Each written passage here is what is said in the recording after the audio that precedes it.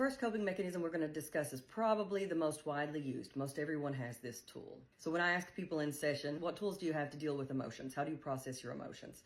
Generally, they tell me something like, oh, I stay really busy, or I read a book, or I watch my favorite television show. Some element of distraction is what they describe. And distraction overused becomes avoidance, which solves nothing, absolutely nothing. What it does is guarantee that that issue or those emotions are going to pile up and create clutter within our emotional body.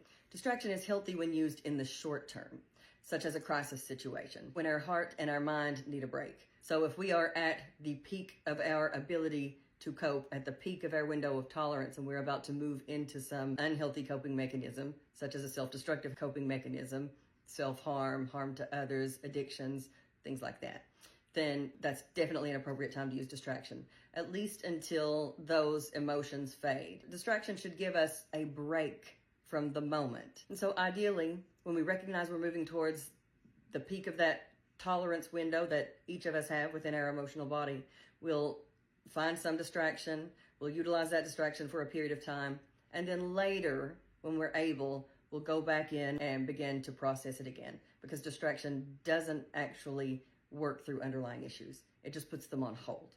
So if we've practiced distraction for the last 10 years, 20 years, 30 years, we have a lot of unresolved emotions and emotional clutter on hold.